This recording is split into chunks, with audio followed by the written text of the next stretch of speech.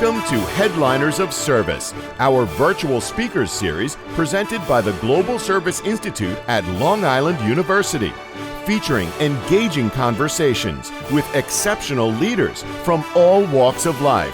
These inspiring, timely, and fascinating discussions are hosted by Emmy-winning journalist Rita Cosby, the chair of the Global Service Institute.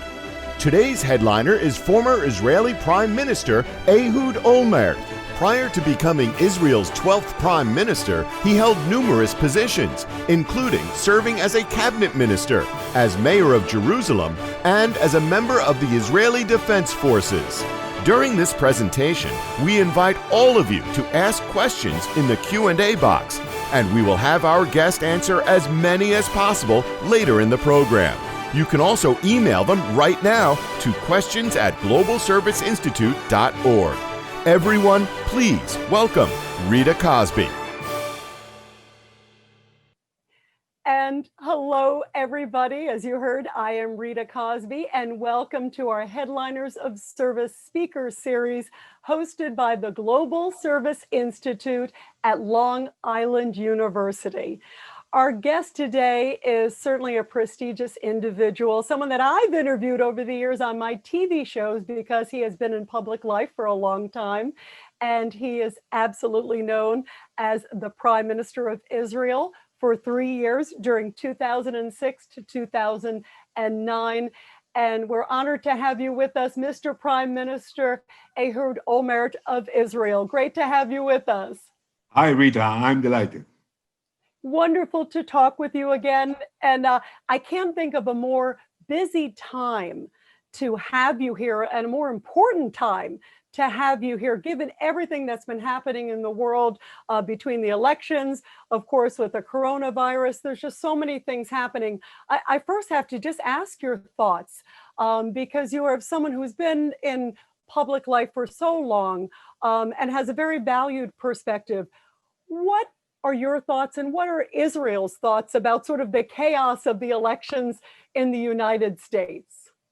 Well, thank you very much, first of all, Rita, for inviting me to this very prestigious event.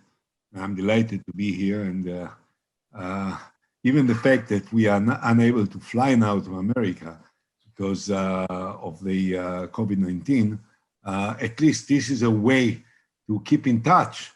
And other than CNN and Fox and all the other networks. So I'm very happy.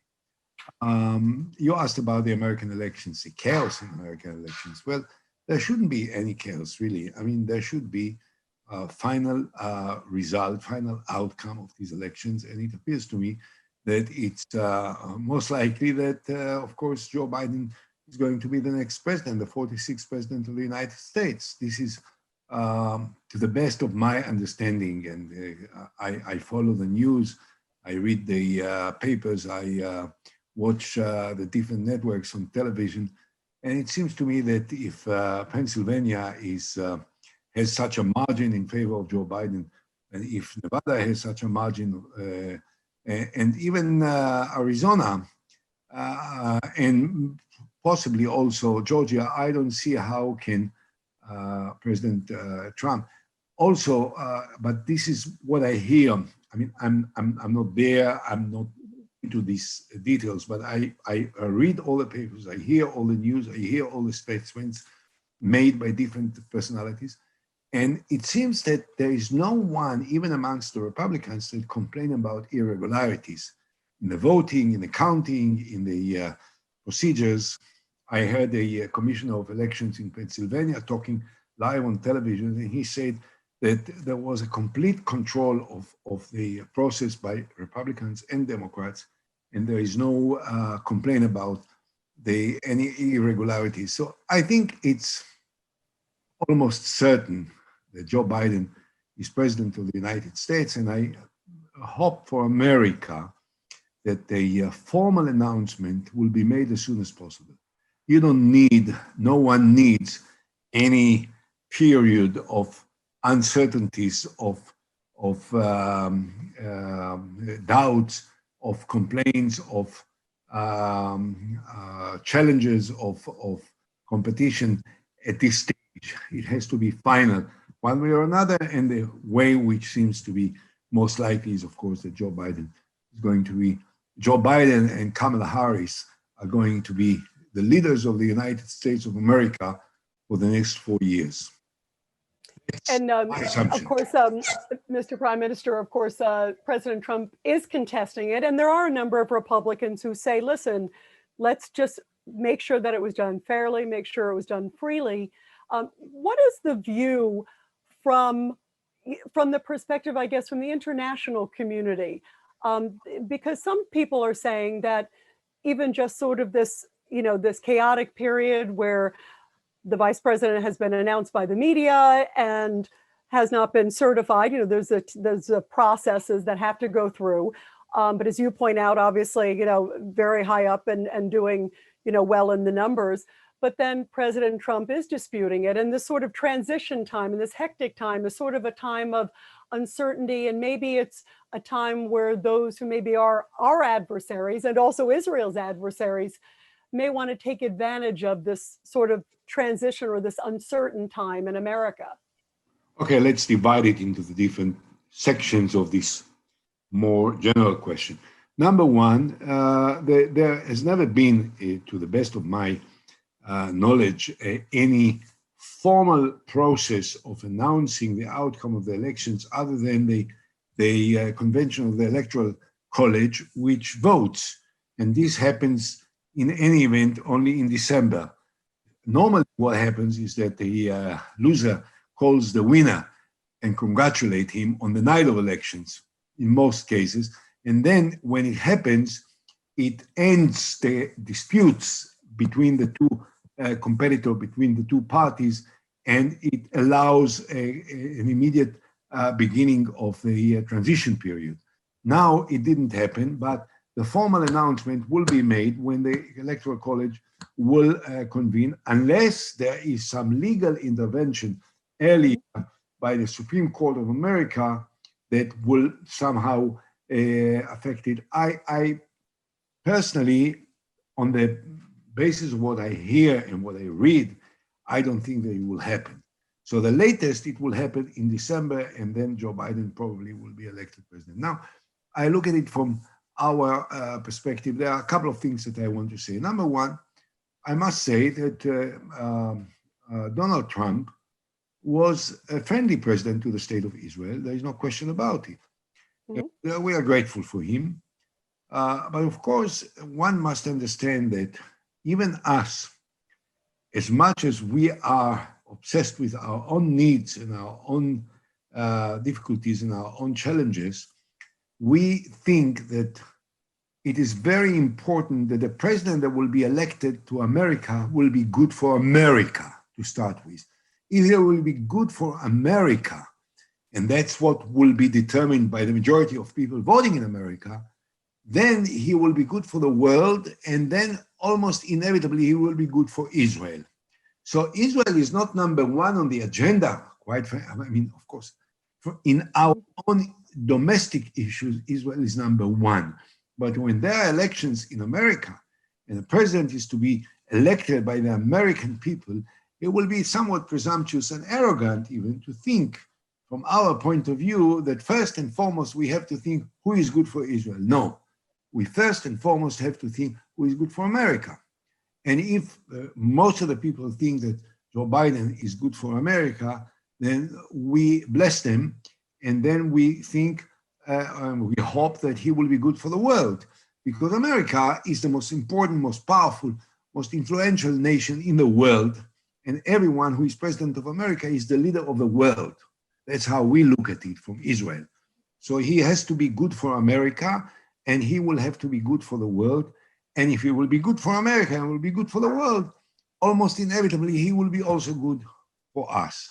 That's how we look at it. Now, that does not in any way underestimate the friendship that President Donald Trump manifested to the state of Israel throughout the last 4 years that he was president. However, at the same time, I have to say, I'm quite friendly with Joe Biden. I've been friendly with him for many years. We were elected at the same time. He was for the Senate in 1973. I was elected to the Israeli Knesset in 1973.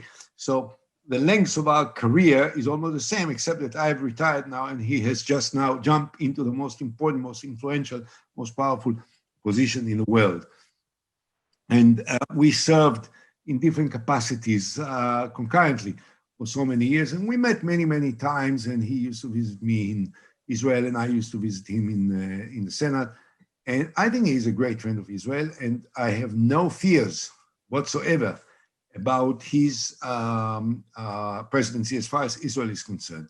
The main difference from our perspective, and I'd like to talk about two entirely separate, independent issues.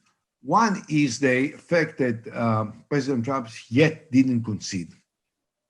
We have some difficulties in Israel, as you may have heard, and we have some serious confrontations between the present Prime Minister and his partners in the coalition and his opposition at the same time. There were those who said that Netanyahu may do similar things to what seems to be done presently by President Trump. That is that if he will lose, as he was not successful in the last 3 elections campaign to muster a majority, that he may not recognize the outcome and try to upset it somehow, which is a source of great concern in Israel. And any president in America may be useful for what he may try to do in Israel. We hope he will not do it, and we hope that even if he will try to do it, he will not be successful. But this is something that can be is mentioned almost on a regular basis in Israel, and since the last week, because of the elections in America, it's been mentioned even before and discussed even more, considering what is happening in the role model for democracies across the world, and this is the United States of America. So this is one issue. The other issue is, of course, the question: what will be the attitude of the administration of Biden, assuming that he will take office on the 20th of January, as I presume, and I think many. What will be his attitude towards the Middle East? Here, I think it's important to emphasize a couple of important points, considering Trump and Biden. Trump was friendly to Israel. He recognized as the capital of the state of Israel, which was long overdue, and he moved the embassy, not the essential part of its activities, but symbolically he moved part of the embassy to Jerusalem, which was very exciting for us Israelis, very much so. He recognized the Golan Heights as part of the state of Israel, which was less significant, less important, but still friendly. He presented the deal of the century, which I personally think, and I'm biased, of course, that my plan for the solution of the Israeli-Palestinian conflict was much better and much more serious in the chances to bring together the two sides into a complete agreement. And we were very, very close. Here, the Palestinians were not even ready to consider the deal of the century. But the fact is that Donald Trump invested a lot of time, a lot of energy, and his son-in-law and his senior advisor, Jared Kushner, invested a lot of time and a lot of serious effort out of great respect for the two parties involved here in order to try to bring out some kind of an agreement. So that is recognized and respected.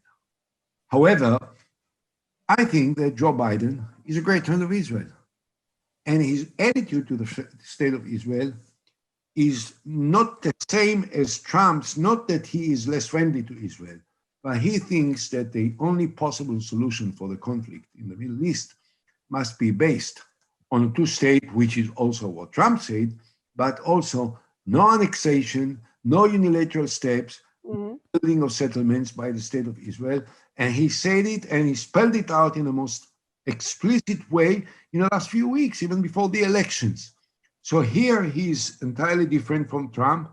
And to be honest and transparent, I prefer Biden's attitude because it fits in with what I try to do. I think Israel has to, for most of the territories, Israel has to recognize the two-state solution. Israel has to make sure that the Arab part of Jerusalem is the capital of the Palestinian state. I have no problem with it. All of these parts were never part of the historic Jerusalem that is important for Israel, and there is no question that they can be part of the Palestinian state, particularly if that can bring us together into an agreement. And by the way, this week, the Palestinians lost the chairman of the negotiating committee. Yes, Saib Erekat. Many years, Saib Erekat. Yes, I've met Saib Erekat many times, of course. Yeah. One of the big I negotiated with his leader, Mahmoud Abbas, and of course with him, and I'm in continuous contact with him. And I really, really am sad for the passing of Saib Erekat. He was, don't miss it, I don't misunderstand it. He was not a patriot of Israel. He was a Palestinian patriot. And he was supposed to be a Palestinian patriot. He was representing the Palestinian people. And he fought for the cause of the Palestinians as he believed was the right way to do. I respected him because he was an honorable man, he was a decent man, and he advocated peace. He didn't advocate terror. He was against terror. He was in favor of peace. And I personally thought that he was a very good, honest, serious partner for negotiations. We disagreed many times. We had sometimes heated debates. But how can you make negotiations with an adversary that has been your adversary for generations without fighting sometimes? So no, absolutely. Saib Erekat is a great loss for the peace process. But and I'm going to try to get to a whole bunch of questions with you. Yeah, Rita, just one word of conclusion. Sure, go ahead. Sure. I think that Joe Biden's attitude is the right attitude. He is an attitude based on friendship and commitment to the security of the state of Israel. I have no doubt about it. And I have enormous personal respect for someone who has been my personal friend for many, many years. I am not certain that Israel and the Palestinians and the Middle East will be the top priority of the Biden's administration. He has other issues. He has the issue of China, of Russia, of world trade, of Europe, and also of Iran. And I hope that on the issue of Iran, he will have the courage to go forward in the direction that was signaled by President Obama, which made the agreement with the Iranians, that he will make maybe a better agreement with Iran that will deter them from even trying to go further in their nuclear program. And in fact, you brought me up to the segue where I was going to go with you. Mr. Prime Minister, I'm going to try to get to a whole bunch of questions with you. So try to keep your answers a little bit shorter if you can. I'll try to. We have so many great things to talk with you about. We're so thrilled to have you. Talk with you, yeah. I wanted to ask you about the Iran nuclear deal because you had a very good point, because he has said that he would go back to the Iran nuclear deal. And that's a big concern for a lot of Americans because President Trump, as we know, withdrew from it. And then we always, of course, heard the reports of the money that was sent to Iran, the cash that was sent to Iran from the Obama administration, some of those frozen assets that were unfrozen.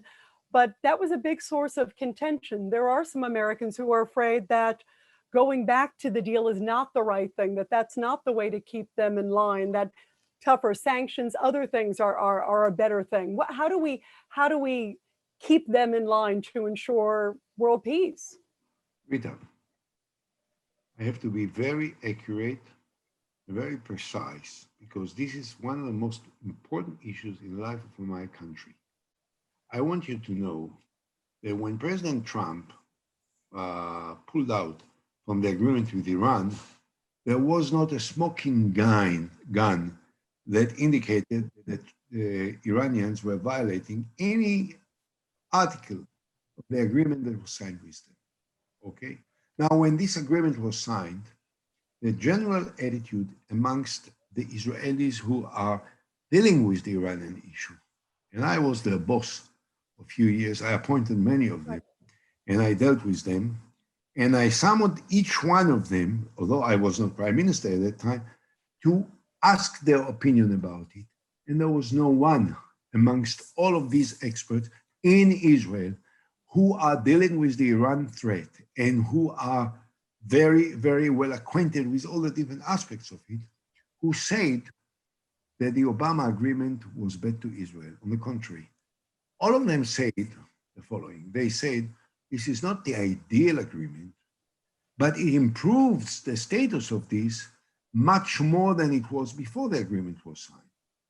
So that's number one. Now, part of this agreement was that, of course, the pressure on Iran will be softened at the price of complete control on their programs to make sure that they are not moving forward with the nuclear program.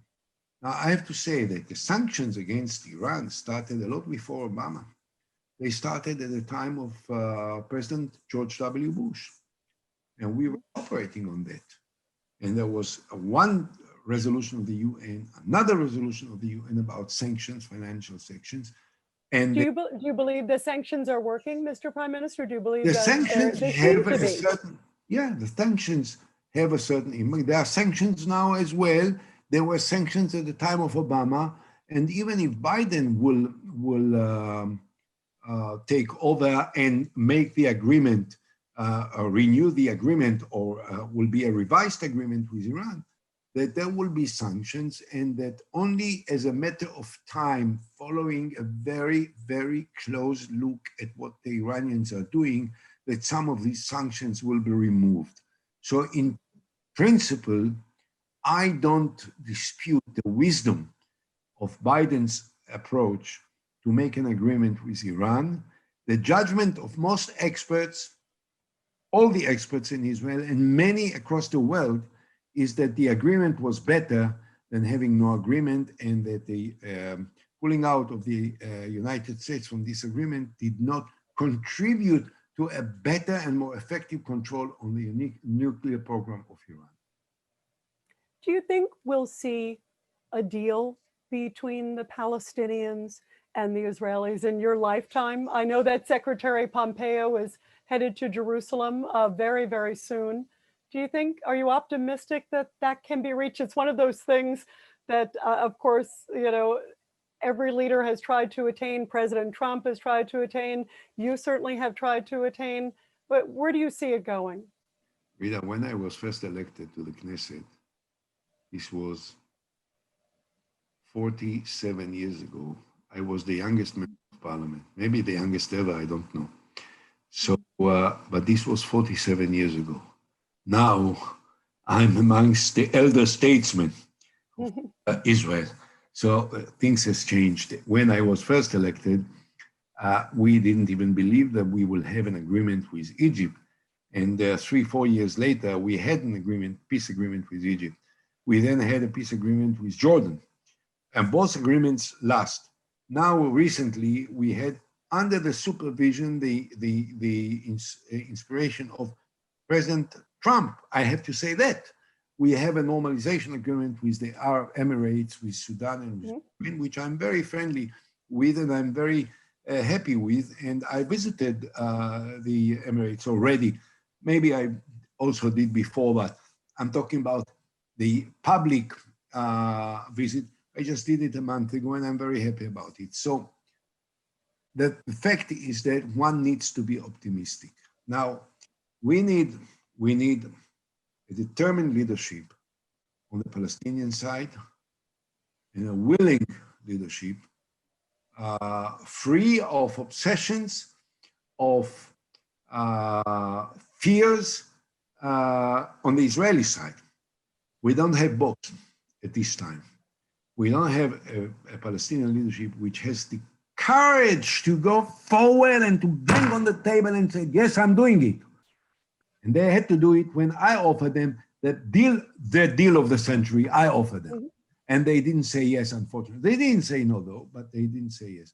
And unfortunately, the Israeli Prime Minister and the Israeli government of the day is not willing to do what I think is necessary. We have to come to the inevitable conclusion that Israel has to separate from the Palestinians and to pull out from 95% of the territories or the West Bank in Gaza, in order to allow the Palestinians to establish an independent, sovereign, fully sovereign Palestinian state with all kinds of security arrangements.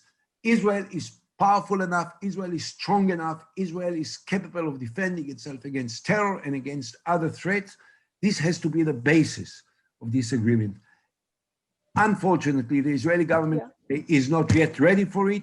The Palestinian leadership is not yet courageous enough to move forward, and therefore I'm not certain. But since I'm very young, as I said, I only was elected 47 years ago, so all the future is ahead of me, almost hopeful that there will be an agreement in my lifetime. You're hopeful? Is that realistic, do you think? Yes. Yeah, and what is realistic in our lives? If someone asked you in September of 2016 that Donald Trump will be president of the United States for 4 years, had you then would have said that this is realistic? When Trump was running for re-election 2 weeks ago, were you even anticipating that more than 70 million Americans will vote for him? So what is realistic, what is not realistic, I don't know. You have to try, you have to be determined, you have to be courageous, and you have to want, you have to assume all the powers that you have in your heart and push forward without any hesitation. And one most important thing, I think, that is my attitude towards public life in general, and particularly at this time of our lives, is you have to be prepared to become unpopular. If someone wants to be popular at any cost, he will never achieve anything. If someone is prepared to be unpopular, to be criticized, to be attacked, to be booed, to have demonstrations against him, but he knows what's need to be done and he's prepared to do it, whether he will be popular or not, he will achieve. And that's what we need. I don't say that we have it right now, but we may have it. And that you're referring to the Israeli side. How would you describe Benjamin Netanyahu in a few words? Few words would you use to describe him? I refer you to my weekly column in the Jerusalem Post, which is published also, not in the papers, also in the website of Jerusalem Post, and you'll find precisely what I think about it. I'm not on his side. I'm against him.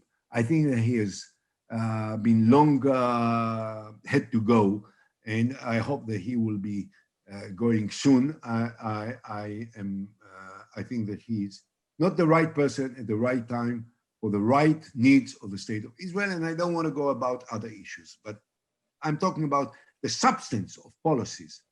I think that he is not the right person at the right time. He failed completely in coping, similar to Donald Trump, by the way, in coping with COVID-19.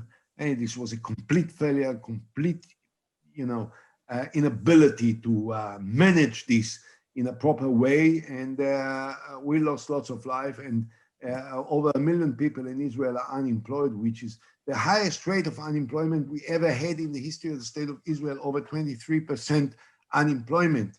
The national debt grew tremendously.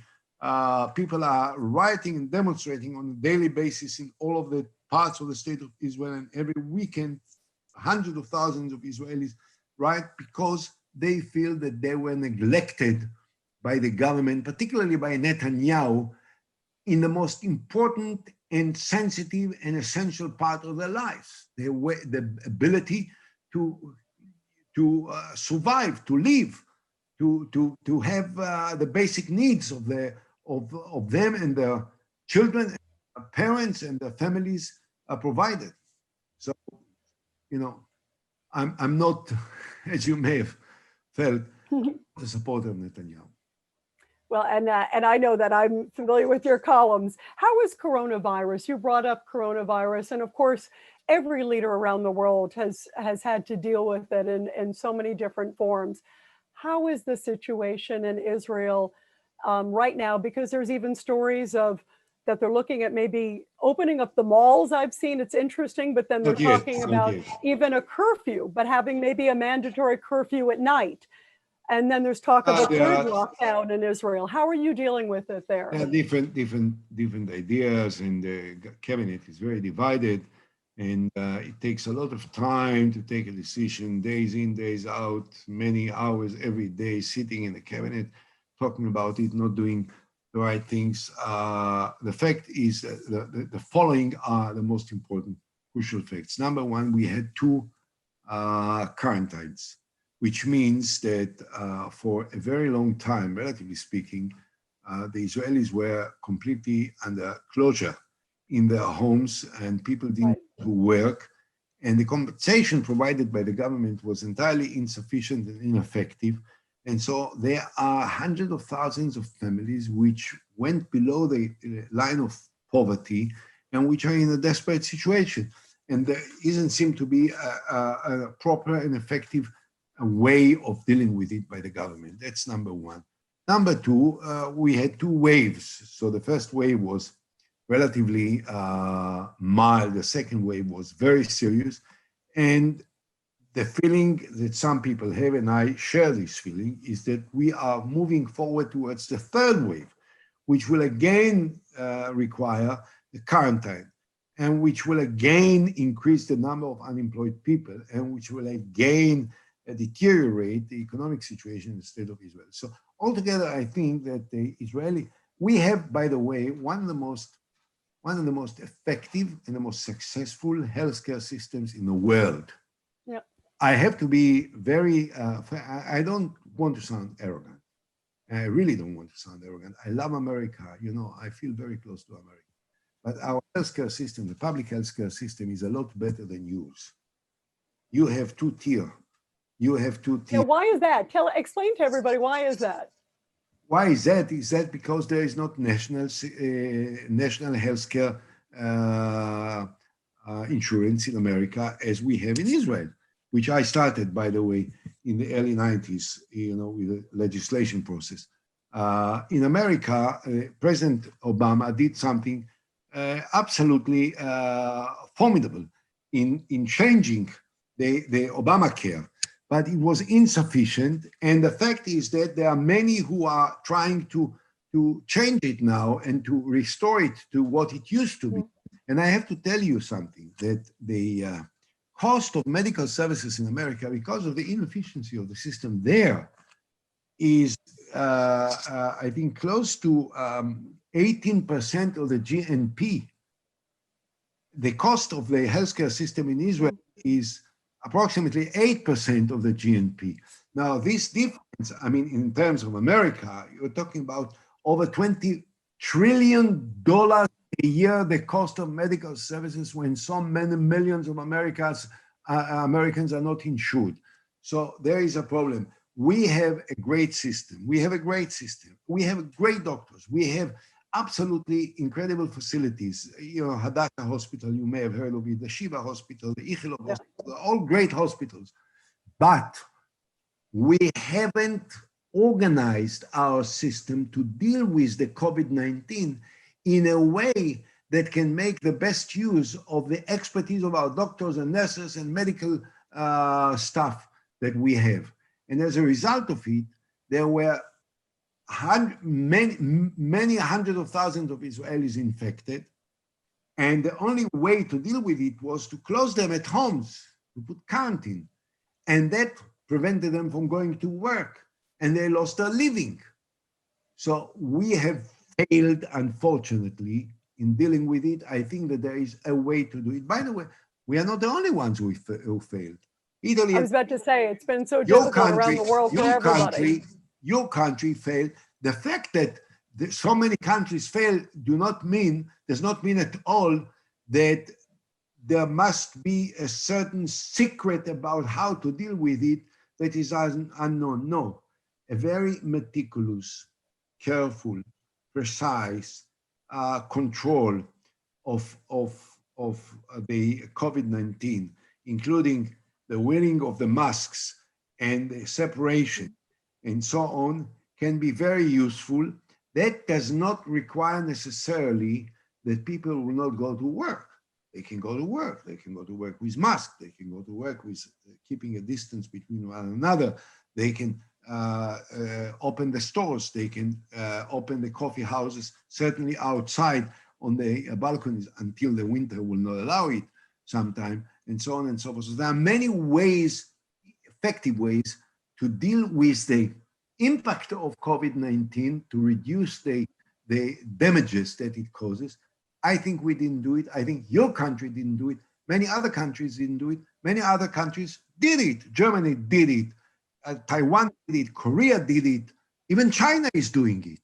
So let's not be arrogant, and let's look at how others are doing with it and try to do the best. Absolutely, for everybody. Good advice. I want to ask you about service, Mr. Prime Minister, because obviously we're the Global Service Institute, and I think so much of your life, I know, a lawyer by profession, but you were part of the Israeli Defense Forces. You were part of the Golani Brigade, in fact.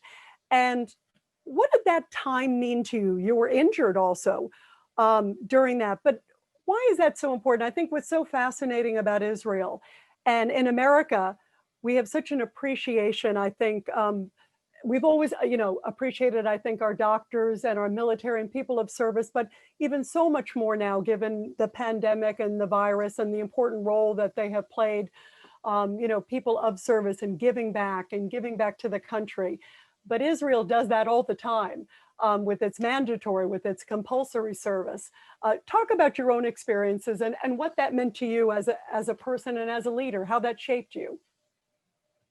Rita, thank you very much for asking me this question. If you don't mind, I want to start with my parents, because it's very, very significant. My parents were born in Russia and Ukraine in the early years of the 90s. And the 20th century, and right. and during before the Russian Revolution in 1917, the families escaped from Russia and from the Ukraine to China. And my parents grew up in China, in the most furthest place in the world, further to the state of Israel. They grew up in Manchuria, in this town of Harbin in China, which is in the northeast, below Siberia in China, where the climate system is very, very difficult. During the winter time, they have 40 degrees below zero a lot of time. And of course, one of the most important and the most significant events in Harbin is the ice presentations and exhibitions that they make in Harbin because of the cold winter. My parents immigrated to the state of Israel in 1933. Now, in 1933, there was a British mandate in Israel. There was not a Jewish state. There were a few 100,000 Israelis, Jews, living in the state of, in what was then Palestine. And the parents of my father, for instance, warned him. My father was a student at the Chinese university. And they told him, we are doing well off here. What the heck do you have to go to the end of the world, to a place which has no government, no independence, no sovereignty, no means of living? And my father said, this is my destiny. And this is the destiny of then his girlfriend, who later became his wife, my mother. And they went to Israel and they got married in Israel. And they hardly had anything to eat. And the entire life, until they passed away, almost towards the end of the century, of the 20th century, there was one thing which guided them. The total commitment to the well-being and the prosperity and the security and the future of the people of Israel. Now, this is how I grew up. My brothers were soldiers. One of them is a general, retired general in the Israeli army. Both of them were, my elder brothers were combat soldiers. I volunteered to the Golani Brigade, which was the most natural thing for us to do. I didn't have any significant military career that is worth talking about because I was injured and I couldn't continue. But servicing, fighting for the future and the security of the state of Israel was the most important fundamental principle of the education that I got in my parents' house with my brothers, all the three of them. We all were the same. And this goes on now in my family, with my children and my grandchildren already. The first of them is about to be recruited to the army in the next summer. And the second is going to be a month after him also being going to the army. And this is the spirit of the family. But to be honest with you, this is not just the spirit of my family. This is the spirit of the Israeli society at large. And this is so important. Now, I think, and I pray, that this commitment and dedication, which is essential, will not compromise our commitment and dedication to the goal of achieving peace with our adversaries, especially the next door adversaries that we have, so that everything will change here. We will not live under any kind of threat, and will be able to work together with our neighbors in order to improve the quality of life, the security of life, the safety of life of our people and our neighbors, and make use of the great opportunities that the state of Israel provides, that the people of Israel provide, and the young people of Israel provide, in order to make Israel the center of the entire Middle East and the most successful and prosperous country, as we were about to be before the COVID-19, and I'm sure that we will be able to be, and if we'll make peace with our neighbors, it will be even more rapid and more successful and more dynamic. Absolutely. And listen, we have a lot of questions from our audience members that are coming in, and I want to read one of them that just came in. It's actually on the topic we're at. John is asking you, Mr. Prime Minister, do you think that universal military service would work in the United States as it has in Israel? And why do you think it's been so well received in Israel versus the United States? What could we learn? Should we try to? There's been discussions of it, over the years about it, but why hasn't it happened here? What's the difference? Well, I think that mostly the fact that it didn't happen in the United States is because the United States, in no time during the last 250 years, right from 1776, when America was proclaimed formally, there was never a time that the United States as a country was under any kind of jeopardy. It had its problems, it had its tragedies, it had its, the infamous day of the 7th of December 1941, when the Pearl Harbor was taken by the Japanese. American soldiers volunteered to fight in the ocean, Pacific Ocean, in the Atlantic, in Europe, and they volunteered and they saved the world. But America, the continent, America, was never in danger of being taken over by some adversary. And the terrible thing that happened already in our lifetime during the September 11th, which was a terrible thing. It was a terrible attack, unforgivable, and America reacted to it in a proper manner. But even then, it wasn't a danger to the very existence of the United States of America. Therefore, I think that at no time did the American people felt that they have to volunteer for a service in an army at a time when America was not seen to be under the threat, existential threat by any enemy. The state of Israel was different. From day one that Israel was proclaimed as a state, we were attacked by 7 Arab nations. We were 600,000 people at that time, and there were millions. And it was miraculous that we somehow survived, and we lost 1% of the population, of the Jewish population, in 1948 when we were fighting for the survival of the state of Israel. Just imagine that 1% of the population of America today is almost 3.5 million people. Can you imagine? Right. So therefore, and throughout until the mid-90s, Israel was always under some kind of a threat. Even today, you're talking about Iran. You asked me about Iran before. Iran does not have any historical conflict with the state of Israel. One should ask himself, what the heck do they want from us? We never fought with them.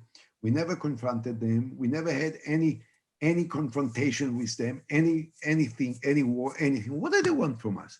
They still talk about the liquidation of the Zionist entity as a matter of the highest priority of Iran. So Israel may be the only country in the world which is threatened by annihilation. And therefore, the spirit of serving on a universal basis is almost the natural outcome of the basic circumstances in which we live. However, I must tell you that there are some people now that start to think about, paying the soldiers that serve in the army much higher salaries, because we need to think about how we can, on the one hand, make the best possible use of the volunteer spirit when they are serving the army, but also how can we establish the necessary basis for them when they end the service of the army to carry on their lives in outside of the army, and be successful and not get into difficulties that we want to prevent. So, we think about how to make it slightly different. Very good answer. We've got a lot of questions coming in. I'm going to try to get to a few of them if I can with you here. This is from Marcy, and this goes back to, as we're talking about foreign policy and also the issue, of course, with the Palestinians and the Israelis. She asks, I'm just going to abbreviate a little bit of it, but she says, Netanyahu seems to be saying, Mr. Prime Minister, that they, Israel, don't need to solve the Palestinian issue to be welcomed into the community of Arab nations. At the same time, sentiment about Israel elsewhere, especially in the US, has gotten worse and worse, largely because of the unresolved Palestinian issue. So what's the next step, and what's the end game for Israel and its standing on the global stage? What's your response to Marcy, Mr. Prime Minister?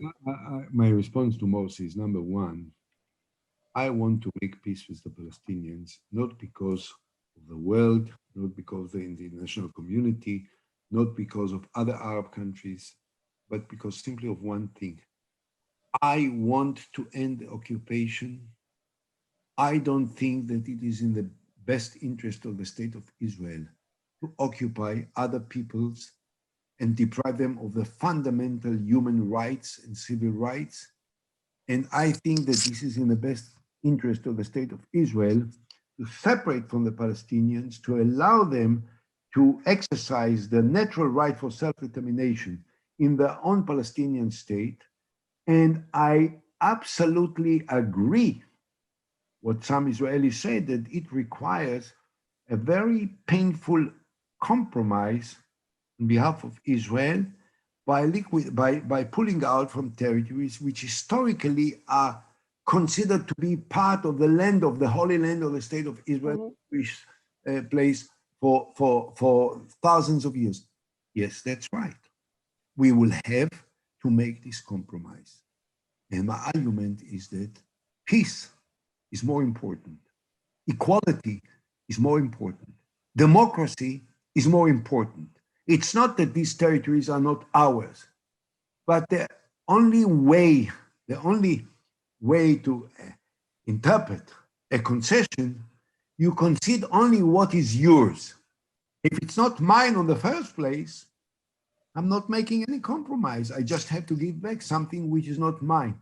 What I propose is that we will make this compromise and we will pull out from territories which many of us, including me, think that historically they are ours, because peace with the Palestinians and recognizing their right for self-determination and democracy is more important.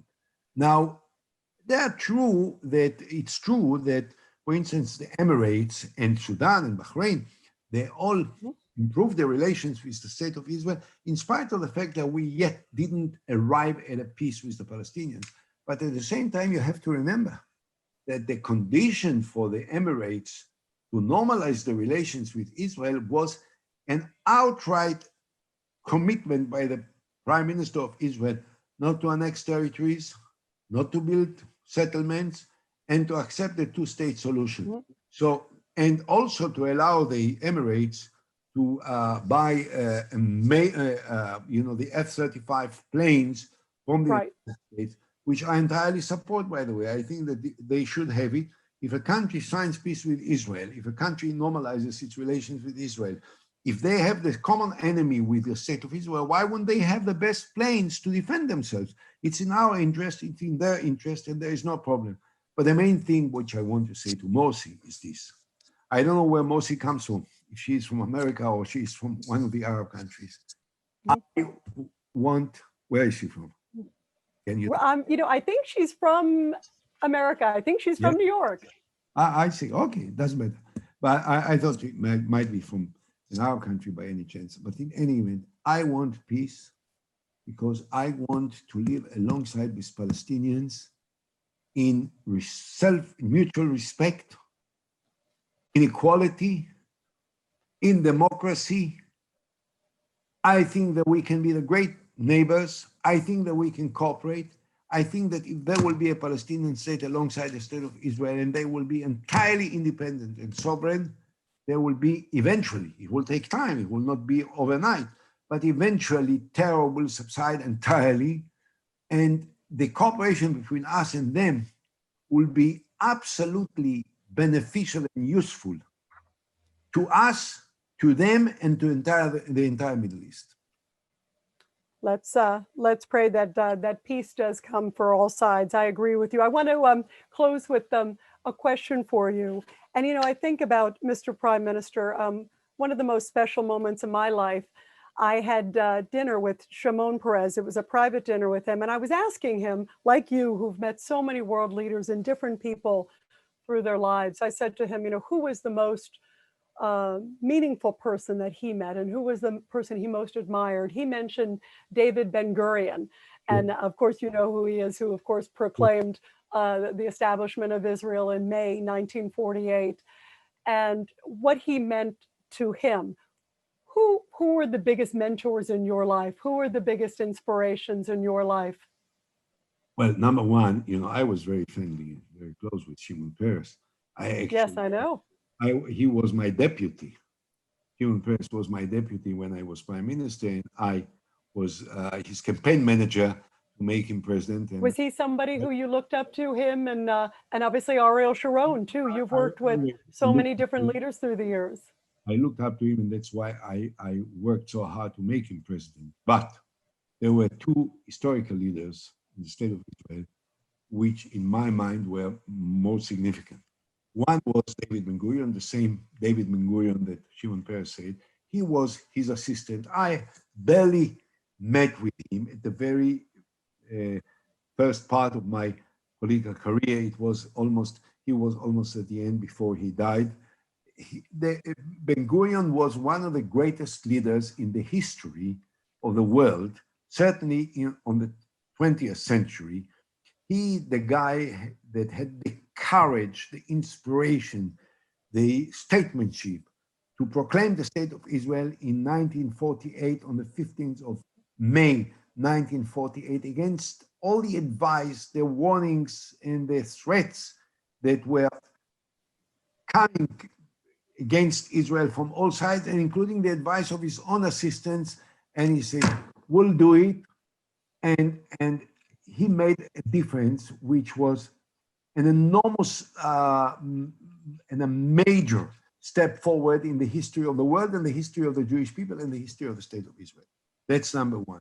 The other person that I admired and I worked with, I was an assistant to in a way, was Menachem Begin, the Prime Minister of the State of Israel, who made the first peace between Israel and Egypt. Now, the important thing about Menachem Begin, he was also the commander of the underground movement of the Irgun before the creation of the State of Israel. Now, the significance of Menachem Begin as a leader of the state of Israel is that before he became prime minister, he said that he will never pull out from 1 inch of Sinai for whatever. And when he became prime minister, he made peace and he pulled out from every inch of Sinai. Now, it requires a great courage, inspiration, and statesmanship to be able to make this turn around. It's very easy to be obsessed with your opinion and to have a fixation and to say, I'll never change it no matter what. It requires a great leadership and inspiration that unfortunately was not imitated by those who followed him in the Likud party. As you know, I left the Likud in 2006 and I helped create a Kadima party, which won the elections. And I was at the head of the party that won the elections. Unfortunately, the followers of Menachem Begin in the Likud never had the courage, the inspiration, the vision that he had, and the ability to change his positions in front of changing realities in order to achieve something which is greater than your last opinion, and to change the life and the quality of life and the meaning of life and the value of life of millions of people. So these are the two leaders that I look up to when I think about great people that I met. Well, Israel is certainly a beacon in so many ways. And I think of just the courage and the strength, as you talked about, with those leaders and all of you there in Israel. And our prayers are with you as you're going through everything with coronavirus, as we are here in America. And it's such an honor to have you with us here, Mr. Prime Minister. It's been a delight for me and an honor. And I'm so happy that you gave me this opportunity. Thank you. It was wonderful. Thank you so very much for being with us, Mr. Prime Minister. And everybody also, to find out more about our programs and other speakers, go to globalserviceinstitute.org, globalserviceinstitute.org. We have so many wonderful speakers and so many wonderful programs. And again, it's such a blessing and really wonderful to have you here, Mr. Prime Minister. Thank you very much. And everybody will talk to you soon. Thank you.